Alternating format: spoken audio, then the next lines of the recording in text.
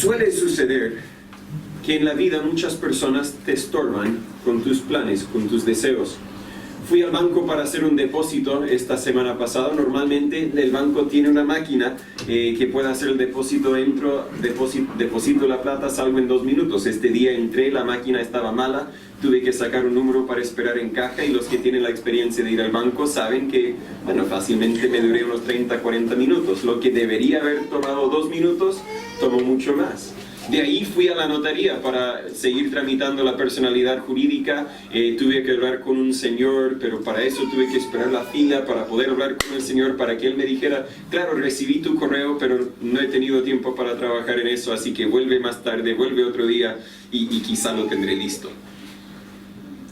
1 hora, 2 horas quizá de mi día, porque todo el traslado para ir allá, para nada. Yo llegué a la casa un poco frustrado, pero así es la vida. Todos podríamos relatar ejemplos parecidos cuando alguien te estorbó. Tal vez andabas conduciendo y alguien te chocó por culpa del otro y más que 2 horas perdiste. Ahora también perdiste todo el arreglo del auto. Muchas cosas tenían que pasar porque alguien te estorbó en tus planes para la vida. Tuve otro ejemplo, pero no lo voy a comentar. Ya se entiende la idea. Duele ser estorbado en tus planes, tus quehaceres, pero duele aún más ser el que estorbó los planes o los quehaceres de otra persona. Hace algunas semanas el hermano Sergio me acompañó al terreno que tenemos en Coronel y teníamos que desenredar unos 150 metros de cable eléctrico, y él ya sabe lo que sucedió ahí. Porque yo, por mis ganas de empezar a trabajar, empecé a sacar cable sin saber lo que el hermano Sergio sabía, que tiene un orden para sacar el cable eléctrico. Así que los dos pasamos como la siguiente media hora desenredando esos 150 metros de cable eléctrico. Y yo me sentí horrible, porque era mi culpa. Prefiero que sea culpa de otra persona, y luego puedo enojarme, no visiblemente, pero por dentro puedo molestarme con otra persona, pero ahora tenía que estar solamente molestado con mí mismo. Duele ser el que estorba a otra persona. Y al principio, cuando nosotros empezamos a trabajar en las fundaciones, yo no sabía nada de lo que se tenía que hacer o cómo se debía hacerlo, pero me di cuenta de que el hermano Segundo sabía, el hermano Juan Carlos sabía. Cuando Carlos y Emilio vinieron, se notaba que ellos sabían, así que dije, quiero ayudar, no quiero estorbar. ¿Qué puedo hacer? Dime, porque yo no quiero estorbar. Y en la vida, en tu familia, en esta iglesia, esa debería ser la mentalidad de cada uno. Yo no quiero estorbar a nadie. Quizás no sé qué hacer.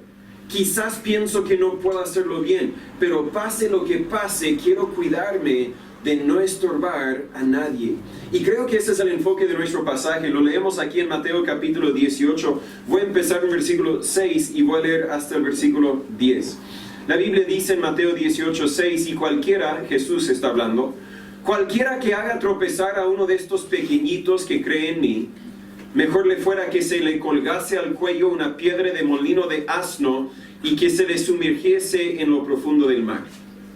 Ay del mundo por los tropiezos, porque necesario es que vengan tropiezos, mas ay de aquel hombre por quien viene el tropiezo. Por tanto, si tu mano o tu pie te hacen caer, córtalos y échalos de ti. Mejor te es entrar cojo o manco en la vida, que teniendo 2 manos o 2 pies ser echado en el fuego eterno. Y si tu ojo te hace caer, sácalo y échalo de ti, porque mejor te es entrar con un solo ojo en la vida, que teniendo 2 ojos ser echado en el fuego del infierno. Mirad que no tengáis en poco a uno de estos pequeñitos, porque os digo que sus ángeles en el cielo ven siempre la faz de mi Padre que está en el cielo. Oremos. Señor y Padre, gracias por tu palabra una vez más. No nos dejes tomarla por dado, sino ayúdanos siempre a valorarla, porque es viva, es eficaz y es más penetrante que una espada de doble filo. Señor, hable en nuestras vidas, hable a nuestros corazones, obre como usted quiere obrar en este momento. Ayúdanos, Señor, a no estorbar a nadie en tu voluntad para nosotros. En el nombre de Jesús le pedimos esto. Amén. Este pasaje puede ser un poco complicado para descifrar, simplemente porque muchas palabras claves aquí parecen tener doble significado. En lo personal, siempre quiero tener mucho cuidado con este tipo de interpretación, de buscar otro significado cuando el sentido común nos da un sentido que se entiende. Muchas personas han inventado teorías o doctrinas falsas de la Biblia al querer buscar otro significado cuando el significado común ya tiene sentido. Entonces, normalmente no recomiendo buscar otro sentido cuando el sentido común tiene sentido. Sin embargo, creo que es lo que tenemos que hacer para entender correctamente lo que Jesús está diciendo aquí. Debemos primero buscar entender un pasaje en su sentido común, es cierto. Y solamente debemos buscar otro significado cuando el significado común no tiene mucho sentido. No quiero negar el sentido común de estos versículos, de lo que dicen, pero creo que están diciendo más de lo que parecen decir. Primero, en el versículo 7, creo que podemos destacar sencillamente, claramente, que no debemos estorbar. Esta palabra tropiezos que encontramos en versículo 7 también es traducida escándalos en otras traducciones, porque viene de la palabra griega escandalón. Y literalmente significa una ramita doblada que se ocupa para atrapar a un animalito como un conejo. Era una trampa. Entonces, cuando Jesús dice ay del mundo por los tropiezos, está hablando ay del mundo de los escándalos, pero ay del mundo por las trampas que van a causar que alguien sea estorbado en lo que quiere hacer. En el contexto de nuestro pasaje, creo que se refiere a lo que entrampa a una persona en su incredulidad, lo deja encerrado ahí donde estaba en vez de tomar el siguiente paso de fe. Cualquier cosa que impida que uno confíe en o siga a Jesús. Jesús declara que estos tropiezos o trampas, estas ofensas, podríamos decir, vendrán, es necesario que vengan tropiezos. Habrá muchos motivos por el cual uno se queda engañado y sigue viviendo en rebeldía a Dios. Hoy día todos podríamos destacar algunos conocidos, algunos familiares, algunos seres queridos que hoy día siguen entrapados, encerrados en la incredulidad. Ay del mundo, Jesús dice, por los tropiezos, porque es necesario que vengan los tropiezos. A veces los tropiezos los pone uno mismo, pero a veces los tropiezos vienen de otra persona. Consideremos. ¿Por qué es que una persona no creería en Dios? ¿Por qué es que un creyente no tomaría la decisión de seguir a Jesús? Hay muchos motivos, les comento algunos. Tal vez porque me gusta mi pecado. El pecado ofrece placeres temporales, la Biblia dice en Hebreos 11:25, no vamos a negarlo. De hecho, esta tarde, en la hora de la escuela dominical, quiero conversar un poco acerca de algunas perspectivas evangelísticas. Muchas veces tenemos la idea, me estoy adelantando un poco para la tarde, pero tenemos la idea de que las personas que viven sin Cristo, la Biblia dice, claro, viven sin esperanza, pero nosotros pensamos que ellos están miserables. Y en algunos momentos, en algunos casos, claro, viven vidas muy miserables. Pero negamos, si pensamos así, negamos la realidad de que el pecado ofrece placeres temporales. Negamos la realidad de que la gente a veces se pierde en esos placeres y pueden de alguna forma ignorar el sufrimiento espiritual que tienen. ¿Por qué? Porque les gusta el pecado en que viven. Les queremos ofrecer el Evangelio, pero a ellos no les interesa el Evangelio. Les ofrecemos una vida nueva, pero a ellos no les interesa la vida nueva, porque en ese momento están contentos con su vida. Por lo tanto, el pecado los deja encerrado, les deja entrapado, les deja tropezado con el Evangelio. ¿Por qué no creer en Jesús? Bueno, porque yo quiero ser el jefe de mi vida. Yo no quiero que otra persona me mande a hacer lo que Él quiere que haga. Yo quiero hacer lo que yo quiero hacer. Tenemos aquí encerrada en una caja, una jaula, tenemos un buen ejemplo de precisamente eso. La perrita que yo nombré, llamo a Jael, porque quiero que sea una guardia como Jael en la Biblia, ¿verdad? Que seas feroz. Pero esa perra no quiere que otro sea jefe de su vida. Esa perrita busca por cualquier lugar donde salir y hemos tenido que inventar cualquier tontera para que no salga. Creo que ya no sale, pero de repente alguien deja algo abierto. El otro día dejamos una alfombra para secar y ella se subió por la alfombra y saltó por encima de la reja. Esa perra, ¿por qué sale? Porque ella quiere ser la jefa de su propia vida. Quiere volver, claro. De hecho, ayer cuando estábamos trabajando se escapó, así que lo dejamos abierto y ella corrió y jugó y volvió para tomar agua y salió otra vez. Quiere volver, quiere estar donde debe estar, pero luego quiere ir a donde quiere ir. Y muchas veces somos así con Dios. Dios, quiero que me ayudes porque tengo esta necesidad. La Biblia dice, si quieres la bendición de Dios, mejor obedece a Dios. Ya, está bien, te obedezco, Señor. Voy a ir a la iglesia unas 2 semanas para que me bendigas y luego voy a regresar a vivir mi vida como yo quiero. Y al final nunca obedecimos a Dios.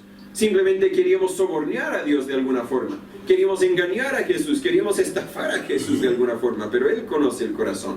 Me desvío del tema. Jesús dijo en Mateo 23:37, Jerusalén, Jerusalén, que matas a los profetas y apedreas a los que te son enviados. ¿Cuántas veces quise juntar tus hijos como la gallina junta sus polluelos debajo de sus alas? ¿Cuántas veces quise ayudarles y no quisiste? Estoy tomando el pasaje fuera de su contexto, pero creo que podemos decir lo mismo. Dios quiere cambiar vidas, quiere salvar vidas para tu bien, y muchas veces la gente queda encerrada porque ellos no quieren. ¿Por qué quedarme encerrado? ¿Por qué quedarme atrapado? Porque creo las mentiras religiosas. En Mateo 23:16 Jesús dijo, ay de vosotros, hablando de los fariseos, ay de vosotros guías ciegos, que decís, si alguno jura por el templo no es nada, pero si alguno jura por el oro del templo es deudor. En el contexto Él está diciendo, mire, ustedes son guías ciegos, tal vez están cegados, tal vez ustedes mismos están engañados, pero al enseñar la mentira están engañando a otros, están dejándolos encerrados. Ay del mundo por los tropiezos. Y porque creo también no tan solo las mentiras religiosas, porque creo también las mentiras seculares. Pregúntele a la gente de hoy día y van a decir, bueno, si hay Dios, Dios le va a dejar hacer lo que usted quiere hacer. Dios es lleno de amor. ¿Dios realmente existe? No, Dios no existe. La Biblia habla de ellos en Salmo 53, versículo 1, donde dice, dijo el necio en su corazón, no hay Dios.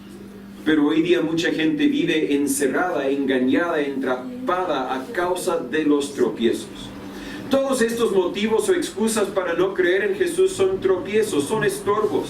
Tal vez uno está examinando la evidencia, tal vez leyó un tratado, tal vez escuchó un sermón y empezó a considerar la verdad del Evangelio, pero luego vino un tropiezo y hasta ahí llegó. Observa que estos tropiezos en el versículo 7 son definitivos. Jesús dice, necesario es que vengan tropiezos. Van a venir, ya vienen, ya están aquí. No tan solo son tropiezos para impedir que uno crea en Jesús, sino también impiden para que uno siga a Jesús. Cuando la palabra de Dios te da instrucciones, encontrarás muchas excusas para no obedecerlas. Cuando dice que no deberías dejar tu congregación en Hebreos 10:25, el mundo ofrece excusas para no obedecerla. Como hoy día tal vez un partido de fútbol, estoy predicando un dicho en inglés, estoy predicando al coro, a los que siempre están, porque ustedes no quedaron en casa para ver ese partido de fútbol, ¿verdad? Pero el mundo ofrece distracciones, ofrece muchas excusas la semana que viene. Bueno, es que quiero pasar tiempo con mi familia. Claro, pase tiempo con tu familia en la Navidad, pero pásala en la iglesia también. Pero el mundo ofrecerá excusas para que decidas no seguir a Jesús. Cuando la Biblia dice amar, que deberíamos amar a nuestras esposas, deberíamos respetar a nuestros esposos. No, el mundo ofrece cualquier cantidad de excusas. No escuchas ese machismo. No dejes que tu señora te mande. No es de él o ella, es de Dios.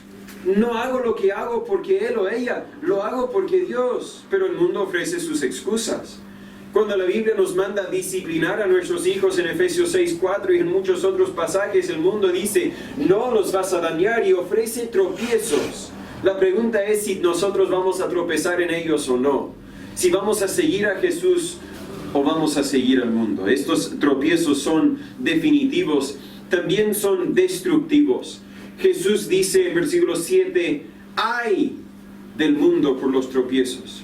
Esa palabra ay es una expresión de dolor y lamento, pero Jesús la usa aquí como una declaración de juicio.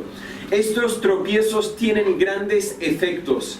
A algunos les impide venir a Cristo. A otros les desvía del camino de la verdad y justicia. Y el que ha sido la fuente de estos tropiezos vendrá bajo el juicio de Dios. Te podría contar muchas historias de pastores quienes cayeron en pecado y su pecado causó a muchos alejarse de Dios o tal vez a no creer el Evangelio. Sin duda el juicio de Dios está sobre ellos. Anoche leí una noticia, un artículo que salió en Bio Bio. de alguna persona, supongo una persona conocida, yo no la conozco, tal vez es actriz, tal vez es política, podría ser expresidenta por todo lo que yo sé, pero alguien compartió y el título decía, ella explica por qué dejó la iglesia evangélica. Yo quise leer simplemente porque cuando alguien es honesto en compartir por qué dejaron de ir a una iglesia, yo quiero saber el por qué. Y ella explicó que en un momento de su vida, al fondo yo no sé si es hija de Dios o no, no estoy en posición de juzgar eso. Pero ella estaba adicta al cigarro por muchos años y en algún momento decidió dejar el cigarro y después de algunas semanas de no fumar se había ganado 8 kilos, dijo ella. Y entiendo que eso sucede. Cuando una persona fuma, muchas veces eso les quita el apetito y les ayuda a bajar de peso. Entonces cuando dejan eso, vuelven a tomar peso, a ganar peso. Y después de ganar 8 kilos, ella ya no le quedaba la ropa que tenía. Así que llegó a un evento de una iglesia y su ropa, la ropa que tenía puesta era muy apretada. Y algunas personas en la iglesia, en esa organización, ella estaba disfrutando, pasaba un rato bien lindo y una persona vino a ella y le empezó a criticar. Le dijo, oye, estás pecando con esa ropa tan apretada, estás haciendo a tus hermanos a tentarlos, los estás haciendo pecar, etcétera, etcétera. Y ella quedó ofendida. Ella respondió a la otra persona de una forma... No hay por qué compartir la forma en que respondió la otra persona, pero explicó, mire, la ropa que tengo ya no me queda, esto es lo mejor que tengo, ¿para qué me estás criticando? Y a causa de lo que esa persona dijo, la mujer dejó de ir a la iglesia. ¿Fue correcto? ¿Es justificado lo que ella hizo? No, para nada. Pero lo que la otra persona hizo al criticarla, proveyó un tropiezo, proveyó un estorbo, y Jesús dice, ¡ay del mundo por los tropiezos! Estos tropiezos son definitivos, son destructivos, pero también son personales. Dice, porque es necesario que vengan tropiezos, mas ay de aquel hombre por quien viene el tropiezo. Muchas veces estos tropiezos no vienen naturalmente, no vienen por sí solos, tienen una causa y esa causa suele ser una persona. No quieres ser esa persona. Ay del mundo por los tropiezos, ay de aquel hombre por quien viene el tropiezo. Y eso nos vuelve al punto que este versículo destaca. No debemos estorbar a otros, no debemos impedir que vengan a Cristo. En Marcos 10:14 la Biblia dice, y viéndolo Jesús se indignó y les dijo, dejad los niños venir a mí y no se lo impidáis, porque de los tales es el reino de Dios. No estorbes, no los impidas, no pongas nada en su camino que podría dejar que vengan a mí. Hace varios meses había un hermano que venía casi seguido en la mañana y un día vino para ayudarnos con el trabajo y un hermano aquí se echó la culpa porque lo mantuvo largas horas trabajando y por las próximas semanas no volvió el hermano y el hermano que lo mantuvo trabajando largas horas vino a mí y dijo, ups, creo que hice mal, se sintió mal por haber pensado que él había estorbado la vida de este otro hermano y le dije y le vuelvo a decir, no era por eso. Yo entiendo por qué dejó de venir ese otro hermano y no era nada por el tema del trabajo. Pero él tuvo la experiencia de pensar, ups, yo hice algo sin querer que causó que otra persona tropezara. No estaba pensando ayer en todo el trabajo, estamos trabajando duros, nos cansamos y a veces hablamos sin pensar. Y si yo estuviera hablando a cristianos inmaduros, fácilmente se ofenden en la forma en que yo digo algo. Gracias a Dios, espero que nadie se ofendió. Gracias a Dios, aunque nos duelen las espaldas, creo que veo a todos los trabajadores aquí hoy día. Pero sería horrible decir algo sin pensar, hacer algo sin pensar, para causar un tropiezo que impida que otro siga a Cristo. No se lo impidáis. ¿Cómo estorbamos? ¿Cómo impedimos que otras personas vengan a Cristo? Primero, al no contarles de Cristo. Bueno, yo no hice nada, sí, y ese es el problema. Dios nos manda a predicar el Evangelio, nos manda a ser embajadores de Cristo, nos manda a compartir el Evangelio. Estorbamos al contarles un evangelio falso. Bueno, ahora esta oración y todo estará bien. No, perdón mi chileno. No. La Biblia dice que para ser salvo tenemos que reconocer que somos pecadores. Y hasta que una persona está lista para admitir que son pecadores, no están listas para orar una oración, no están listos para profesar fe en Jesús. ¿Cómo estorbamos al darles un consejo equivocado? bueno, es que tu pecado, entiendo lo que hiciste, pero no te preocupes, tu pecado realmente no es pecado porque el otro empezó. Por favor, estamos estorbando y estamos ayudando que esa persona se quede en su pecado.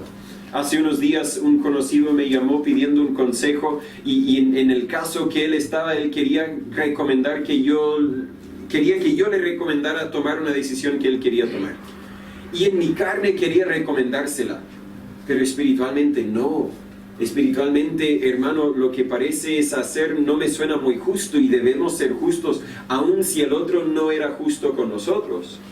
Yo no puedo estorbar, tengo que dar el consejo correcto. Estorbamos al decir que somos cristianos, pero luego no vivimos vidas distintas al mundo. Estorbamos al contar a nuestros vecinos que somos hijos de Dios, pero luego vivimos como hijos del diablo. En Mateo 5:13 Jesús dijo: vosotros sois la sal de la tierra, mas si la sal perdiere su sabor, ¿con qué será salada? Si no vivimos vidas distintas al mundo, estamos estorbando a cualquier persona que nos ve pensando que somos hijos de Dios. Estorbamos al no amar al prójimo y la lista podría seguir. Pero quiero llegar al segundo punto, atrasándonos al versículo 6. Versículo 7 vimos la importancia de no estorbar. Pero versículo 6 luego destaca que no debemos estorbar específicamente a los más débiles. Habiendo entendido el significado de tropiezos en versículo 7, podemos mejor entender el significado del versículo 6. Y cualquiera que haga tropezar a uno de estos pequeños que creen en mí, mejor le fuera que le colgase al cuello una piedra de molino de asno y que se le sumergiese en lo profundo del mar. Entendemos la ilustración de esa segunda frase o la segunda mitad del versículo. Mejor le fuera que muera, que siga tropezando, haciendo tropezar a uno de estos pequeñitos que creen en mí. Claro que podríamos tomar el significado de estos pequeñitos como literal, como niños, y tiene sentido. El que ofende, el que haga tropezar a un niño, merece ser castigado de una forma severa. Literalmente está diciendo que merece la pena de muerte. No creo que esté hablando a gobiernos seculares acerca de consecuencias seculares para ofensas seculares. No debemos sacar de este versículo la aplicación de que la pena de muerte es justificada en cuanto al gobierno. No quiero entrar en ese debate porque no era el punto que Jesús estaba destacando. Él estaba diciendo: las ofensas espirituales son graves en mis ojos. Si yo estuviera conduciendo distraído por mi celular y llego a matar a un niño con mi auto, yo creo que en ese momento yo pensaría: mejor me cuelgo una piedra enorme y me echo al mar. ¿Por qué? Porque me siento horrible por lo que hice.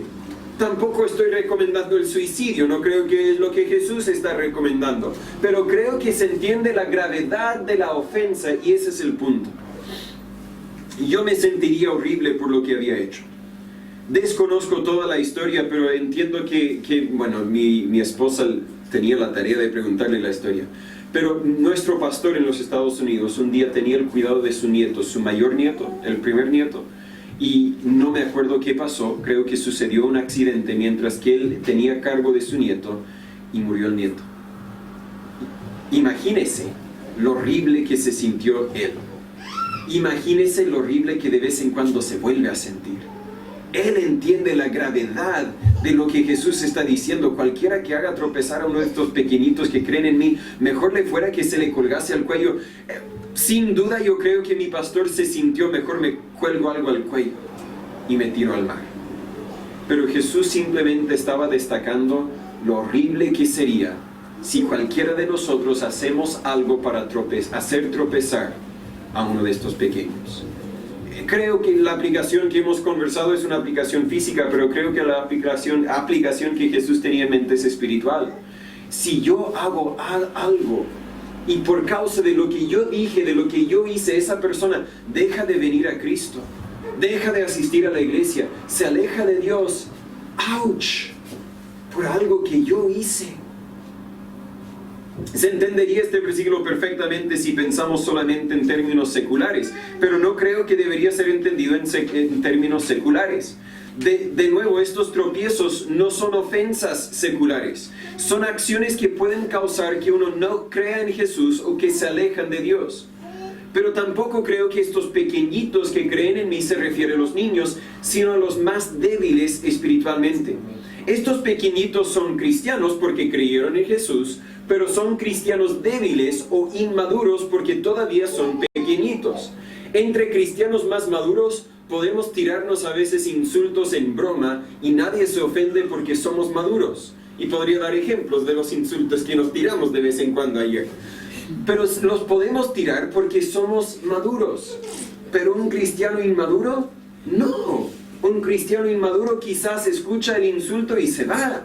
¿Verdad? Requiere confianza. Si alguien empieza a venir a la iglesia, requiere confianza antes de que le tiremos un insulto en broma. Si le tiramos un insulto en broma es porque ya creemos que eres uno de los nuestros. Ya no te vemos como niño, ya te vemos adulto. Pero aún así deberíamos tener cuidado. Porque tal vez algo que dijimos, aunque el otro no fue ofendido, alguien más estaba escuchando y ups, con algo que hicimos, algo que dijimos, alguien tropezó. No quiero decir que debemos dejar de jugar los unos con los otros, así nos divertimos, así pasamos el tiempo, pero tenemos que tener cuidado. ¿Cómo estorbamos a estos creyentes débiles? El ejemplo que di antes de la señora con su ropa, al condenarlos en vez de restaurarlos. Gálatas 6:1, Dios por medio de Pablo dice: hermanos, si alguno fuere tomado en alguna falta, vosotros que sois espirituales, restaurad al tal en espíritu de mansedumbre, considerándote a ti mismo, no sea que tú también seas tentado. En esta iglesia van a haber ofensas. Jesús dice: ay del mundo por los tropiezos, vendrán.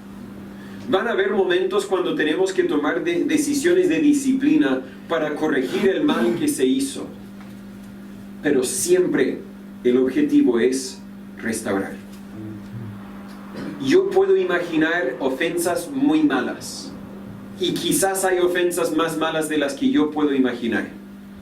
Pero creo que bíblicamente no debe haber ninguna ofensa que no podemos perdonar, que no podemos buscar restaurar. Con límites quizás. Si un pastor abusa de su autoridad, quizás no debería volver a ser el pastor, pero debería volver a ser un hermano que aceptamos en la iglesia. Restaurad, pero hacemos tropezar al condenar en vez de restaurar. Al abusar de nuestra libertad. En 1 Corintios 8, Pablo, otra vez Dios por medio de Pablo habla de este tema y dice en versículo 9: mas mirad que esta vuestra libertad de ninguna manera venga a ser tropezadero a los que son débiles. Porque si te ve alguno a ti que tienes conocimiento sentado a la mesa en el templo de los ídolos, la conciencia de aquel que es débil no será incitada a comer de lo sacrificado a los ídolos, y por tu conocimiento se perderá el hermano débil por el cual Cristo murió.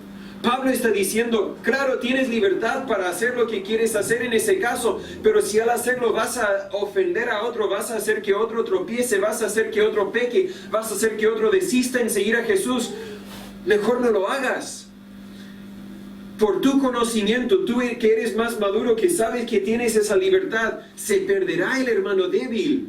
Y luego destaca, por el cual Cristo murió, Cristo también murió por él. Ten mucho cuidado con lo que haces. De esta manera, pues, pecando contra los hermanos e hiriendo su débil conciencia, contra Cristo pecáis. Pero pastor, si lo que yo estoy haciendo no es pecado, puede ser que no sea pecado, pero ¿has pensado en tus hermanos más débiles? ¿Has pensado en la forma en que tus acciones tendrán un impacto, un afecto en sus vidas? Y luego el versículo 13, Pablo concluye: por lo cual, si la comida hace tropezar a mi hermano, jamás comeré carne para no ser tropiezo a mi hermano. Ahora, Pablo no dijo jamás comeré carne.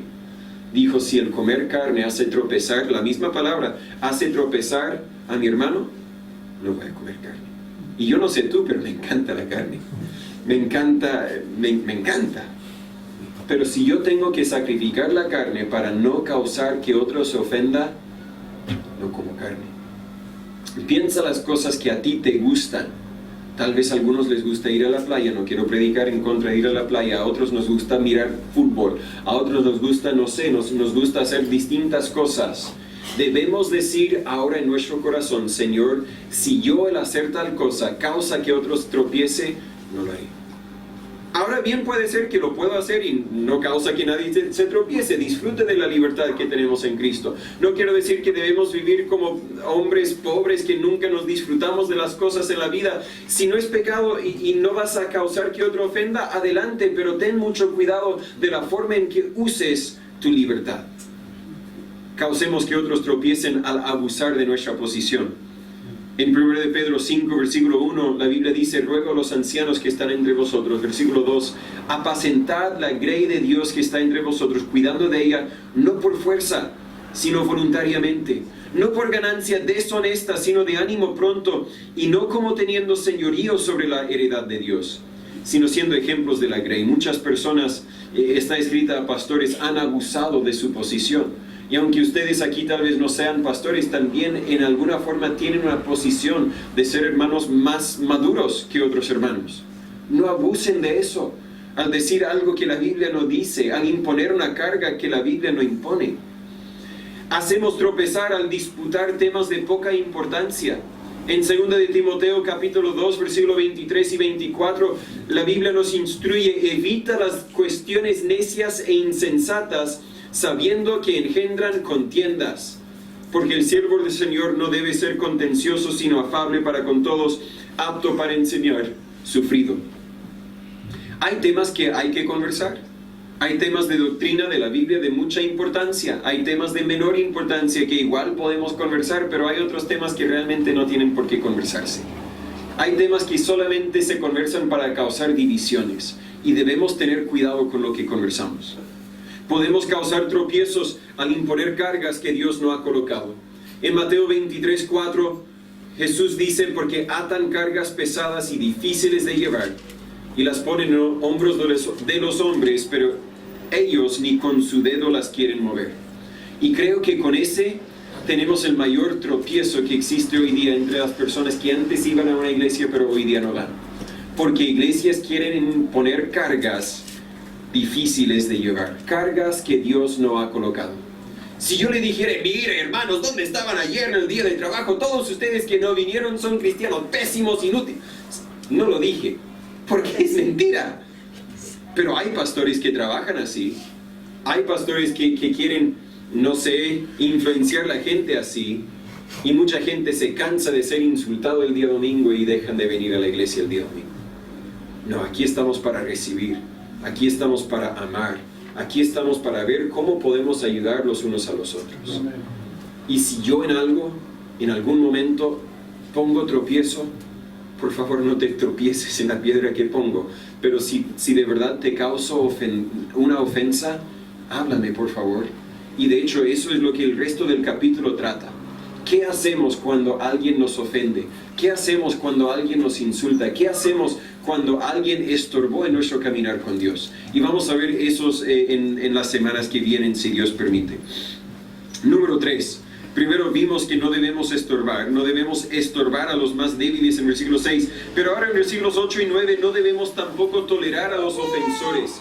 Jesús dice: por tanto, si tu mano o tu pie te hacen caer, córtalos y échalos de ti. Mejor te es entrar cojo o manco en la vida que teniendo 2 manos o 2 pies ser echado en el fuego eterno. Y en versículo 9 dice lo mismo acerca del ojo. Jesús ya había dicho algo parecido anteriormente, pero ahora agrega un detalle que vamos a comentar en un momento. Creo que hay 3 formas de interpretar este pasaje. El primero es de forma literal. Podemos entender que Jesús tal vez decía que si tú sabes que con tu mano tienes el hábito de robar, debes cortar tu mano. Si con tu ojo ves suciedad en la televisión o internet, mejor saca tu ojo. Pero el problema con esa interpretación literal es que la Biblia no graba ningún creyente quien tomó esas instrucciones como literales. La Biblia no graba ningún creyente que se cortó el brazo o se sacó el ojo. Al final de la predicación no vamos a tomar una invitación que tenemos un médico aquí para sacar los ojos de los que tienen que sacar los ojos. No es lo que Jesús quería decir, aunque eso es lo que podríamos entender con una interpretación literal. Pablo mismo más adelante reconoció que su carne lo llevaba a hacer mal, pero no nos cuenta cuáles miembros de su cuerpo tenía que cortar porque su carne le llevaba a hacer mal. Por lo tanto, creo que no debemos entender estos versículos de forma literal. La segunda forma de interpretar estos versículos es de una forma figurativa, pero con una aplicación personal. Encuentro que esta interpretación es válida. Para entender estos versículos de esta forma, no estamos hablando literalmente de nuestras manos o pies, sino de las cosas que nos encantan, incluso cosas que consideremos esenciales como nuestras manos y pies.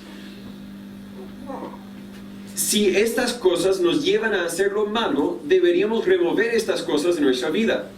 Por ejemplo, si tu celular siempre te tienta a ver pornografía, mejor sería no tener celular que tener un celular y permanecer en el pecado.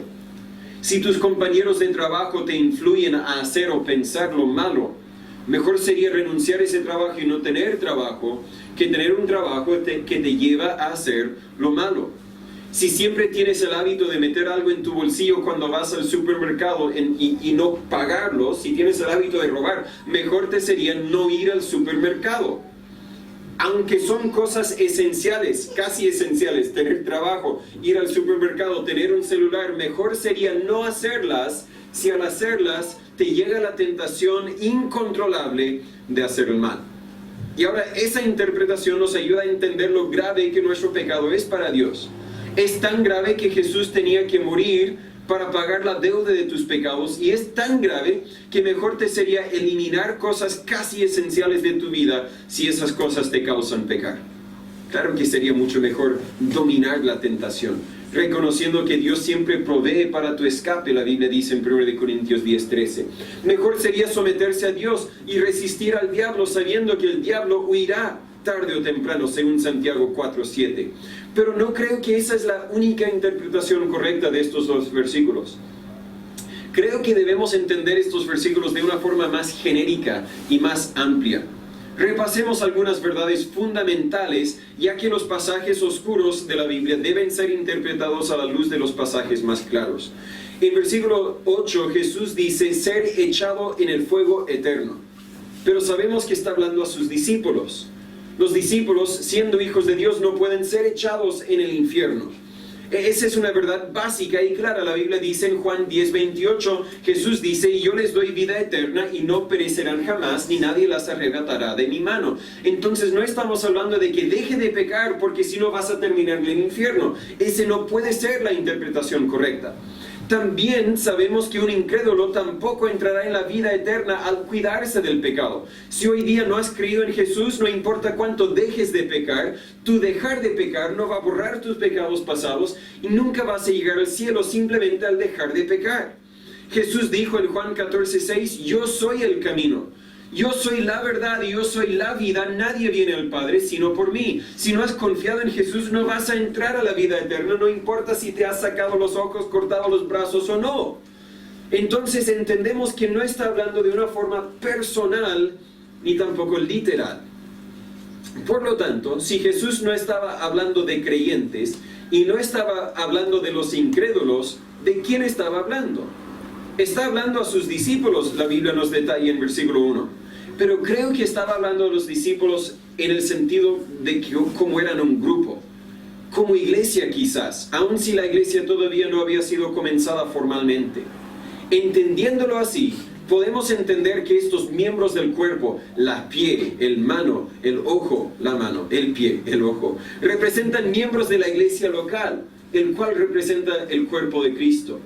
No importa cuán importante un miembro de una iglesia haya sido, si hacen caer a la iglesia, puede ser que sea necesario que sean cortados y echados de la iglesia para que la iglesia pueda mantener un testimonio limpio. No importa cuán esenciales han sido, no importa cuán queridos han llegado a ser, si están causando tropiezos, deberían ser cortados de la membresía de la iglesia, y me incluyo a mí mismo. Si yo llego a ser fuente de tropiezos, como iglesia deberían removerme de la iglesia. Pastor, ¿es algo grave? Sí, porque estos tropiezos son tan graves que mejor sería atarte algo pesado al cuello y lanzarte al mar que causar tropiezos. Son graves. Si estos ofensores son tolerados, almas van a terminar en el infierno. Tal vez no nuestras almas, pero almas van a terminar en el infierno porque el testimonio de la cruz se perdió en la suciedad del testimonio de la iglesia. El teólogo alemán Johann Lange también interpreta la aplicación de este pasaje a la iglesia más que a individuos, pero destaca algo que no se me había ocurrido. En Mateo 5, 29 y 30 Jesús dice básicamente lo mismo, dice que debemos cortar nuestro ojo o mano si nos son ocasión de caer, pero el contexto de Mateo 5 habla de ofensas dentro del matrimonio. Aquí Jesús agrega el pie, además de la mano y el ojo. Lange afirma que estos miembros del cuerpo representan funciones dentro de la iglesia. La mano representa el liderazgo o gobierno de la iglesia. El pie representa el evangelismo y el ojo el discernimiento espiritual. Todos estos aspectos deberían siempre estar en sometimiento al Espíritu Santo, pero pueden producir orgullo y contiendas si no nos cuidamos. Cual sea tu forma específica de interpretar estos versículos, una cosa es clara e innegable: Dios odia el pecado.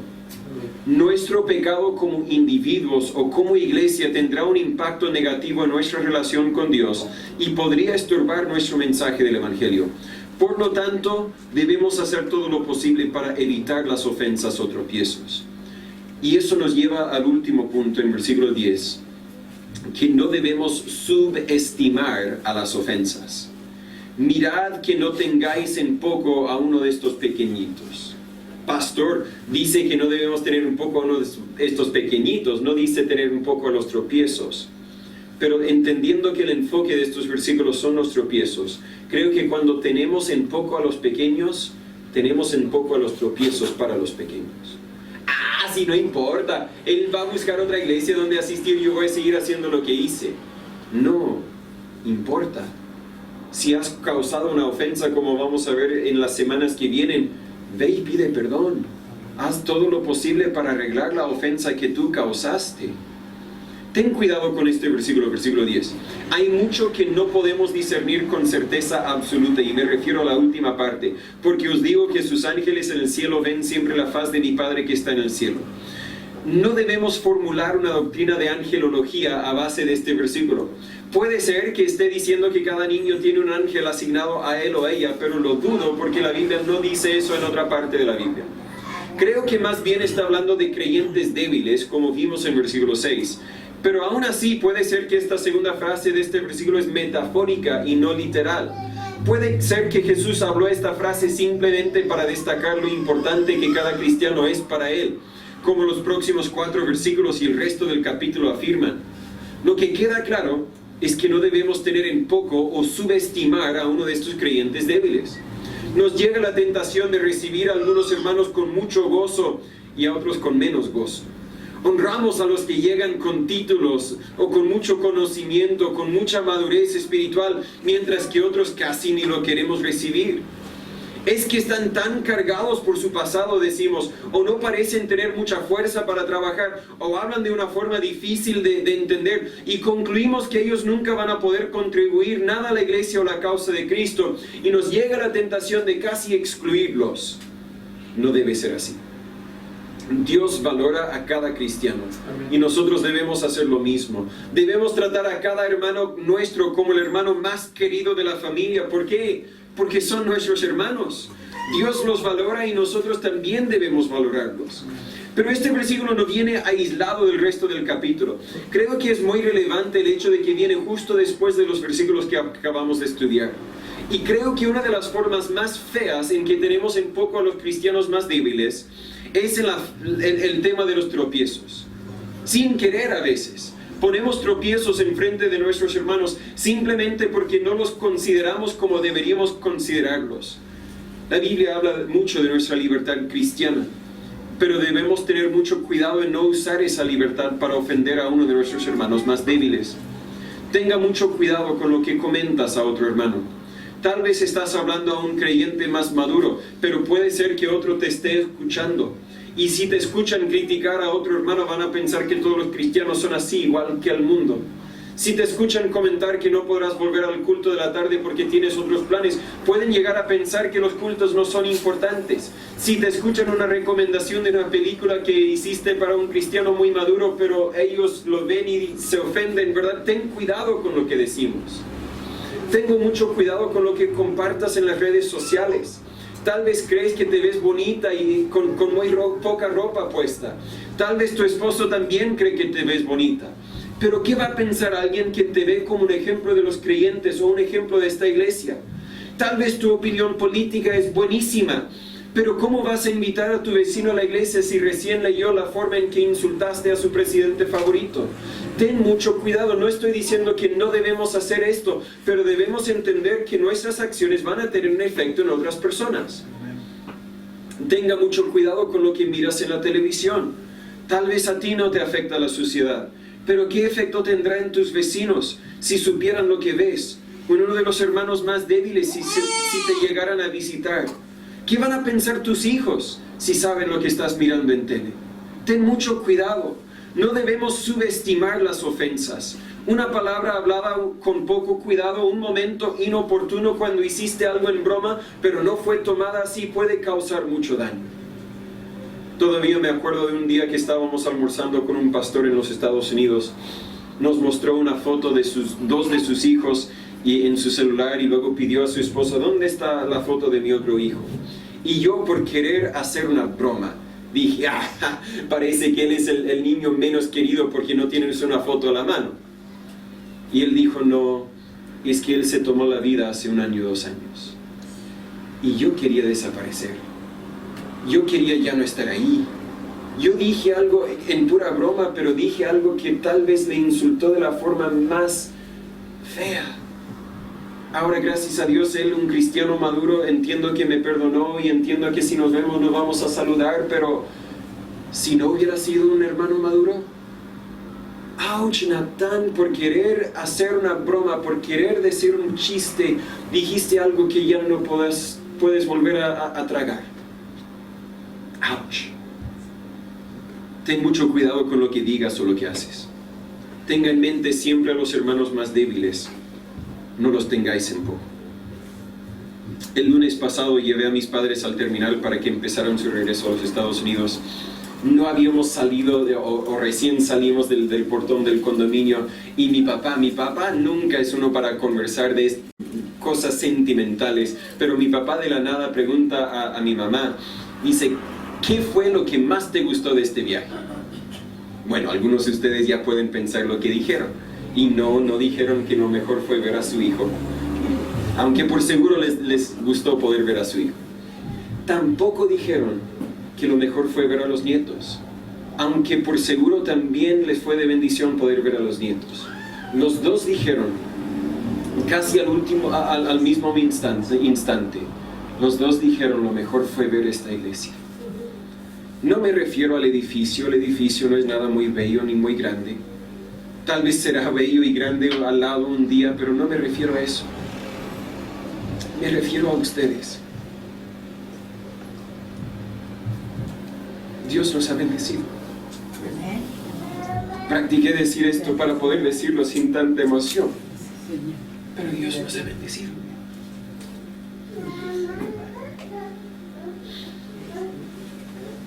Una iglesia bíblica, una iglesia que está creciendo, es algo escaso hoy día. No tan solo en Chile, también en los Estados Unidos. Y Dios nos ha bendecido.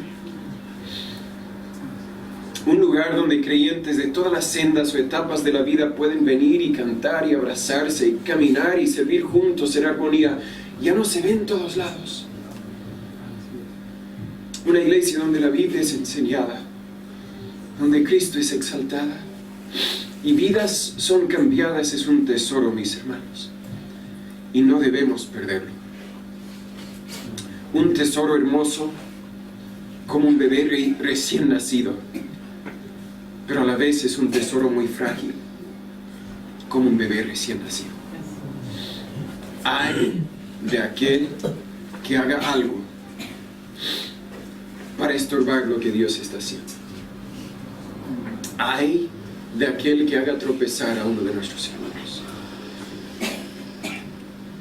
Como iglesia ni tenemos un año de existencia formal, y mira todo lo que Dios ha hecho en estos 9 meses. Han sido 9 meses maravillosos. No he escuchado a nadie criticar a nadie. No hemos tenido disensiones ni contiendas, no he visto ninguna ofensa. Pero versículo 7 nos recuerda que los tropiezos vendrán. No siempre será fácil mantener esta armonía. ¿Qué podemos hacer para evitar los conflictos? Podemos recordar estos principios bíblicos. No debemos estorbar a nadie con lo que decimos y lo que hacemos, especialmente a los más débiles. Si tú estás estorbando a otros, deja de hacerlo. Y creo que la mejor forma de remediar el daño que has causado es pedir perdón por el mal ejemplo que has dejado. Y no estoy hablando a nadie en particular porque yo no he visto, pero tal vez usted sabe algo que yo no sé. Pide perdón de tus hijos si ellos han sido estorbados. Pide perdón de tus familiares, de tus vecinos, de tus hermanos. De eso se trata en versículos 15 al 35 de este capítulo. Y si otros te han estorbado a ti, háblales a ellos, como vamos a ver en versículos 15 al 17. Y si no cambian, si siguen causando daños, quizás será necesario cortarlos. Las ofensas vendrán. Espero que no vengan de mi boca. Espero que no vengan de la tuya tampoco. Pero cuando vienen, ¿cómo debemos responder? Lo vamos a ver en el resto de este capítulo. No seamos de estorbo a nadie. Señor, gracias por tu palabra. Gracias por esta tremenda bendición. Señor, no queremos perderla. No queremos hacer nada para dañar lo que tú estás haciendo aquí. En lo personal, Señor, perdóname si en algo he ofendido. Si en algo he dicho que no debo he dicho algo que no debo decir, si he hecho algo que no debo hacer. Señor, ayúdanos a crecer cada uno, para tener mucho cuidado, para ser obediente a estas instrucciones que usted nos ha dejado. Si hay alguno aquí que tal vez ha sido dañado, que tal vez ha sido lastimado, que tal vez ha sido tropezado en su caminar contigo, ayúdales a saber que tú eres el mismo, que tu amor es constante, que el Evangelio es verdadero y tu poder para salvar no ha cambiado. Señor, ayúdales a volver a ti. Y en todo lo que hacemos, hagámoslo para tu honra y tu gloria. En nombre de Jesús se lo pedimos. Amén. Muchas gracias una vez más por haber tomado su tiempo para estar con nosotros. Antes de que se vaya, quiero contarle el mensaje más importante de todos los mensajes. Y es la pregunta, ¿cómo puede uno saber si va a ir al cielo o no?